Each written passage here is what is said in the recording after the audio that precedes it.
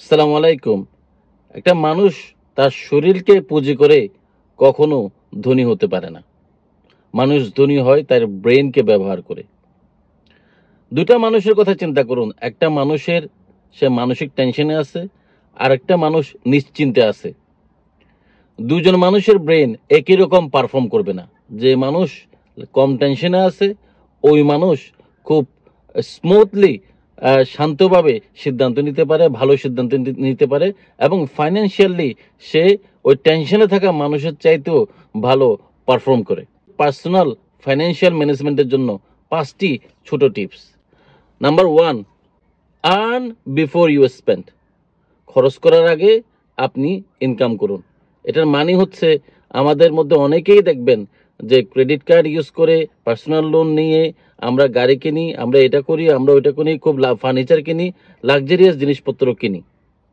তাতে কি হয়, আপনার মাসিক একটা ইনস্টলমেন্ট বেড়ে যায় এবং একটা সময় এটা আপনার টেনশনের কারণ হয়। একটা ডাইরেক্ট ডেবিট যখন একটা আপনার উচ্চ মাত্রায় চলে যায়, আপনি যখন ইনকাম করার আগে খরচ করেন, তার মানে হচ্ছে আপনি আপনার নিজের উপরে টেনশন বাড়াচ্ছেন। এই লন্ডনে আসার সাথে সাথে আপনি এখনো স্টুডেন্ট, আপনি ল্যাপটপ, আইফোন, এটা ওটা সবকিছু আপনি ডাইরেক্ট ডেবিট করতেছেন, আপনি কন্ট্রাক্টে নিচ্ছেন। অথচ আপনি চাইলে আইফোন 16 এর জায়গায় পুরান একটা সেকেন্ড হ্যান্ড দোকান থেকে আপনি ক্যাশ টাকা দিয়ে কিনে সিম একটা আপনি সিম অনলি কন্ট্রাক্টে গিয়ে আপনি কিন্তু কম ডাইরেক্ট ডেবিটটা কমাতে পারতেন। এরকম আর কোন কোন জায়গায় আপনি ডাইরেক্ট ডেবিট কমাতে পারবেন? এই মাত্র বলতে বলতেই মাসের শেষে গিয়ে সবসময় যে আপনার অর্থনৈতিক অবস্থা সমান থাকবে তা তো না। হয়তো আপনি এখন এফোর্ড করতে পারতেছেন, কিন্তু কন্ট্রাক্টে যে আপনি একবার ঢুকলেন 2 বছর 3 বছরের কন্ট্রাক্টে আপনার ডাইরেক্ট ডেবিট কিন্তু বাড়তেছে। তাহলে যত বেশি ডাইরেক্ট ডেবিট কমানো যায়। Number 3, second income stream. আপনি চাকরি করেন, ব্যবসা করেন, যেটাই করেন, আপনি সেকেন্ড একটা ইনকামের ব্যবস্থা কিভাবে করবেন? এটা হইতে পারে ৫ টাকা, এটা হইতে পারে ১০ টাকা, কম হইতে পারে, বেশি হইতে পারে, কিন্তু সেকেন্ড একটা ইনকাম, এটা ইনকামের ব্যবস্থা করার চেষ্টা করা। ৪ নাম্বার, লাইফস্টাইল।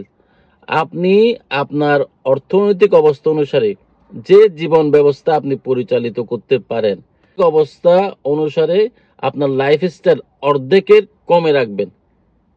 যত আপনার পকেটে আছে ১০ টাকা, আপনার মাথায় রাখতে হবে যে আমার কাছে ৫ টাকা আছে, সেই অনুসারে আপনার জীবন ব্যবস্থাকে পরিচালিত করা।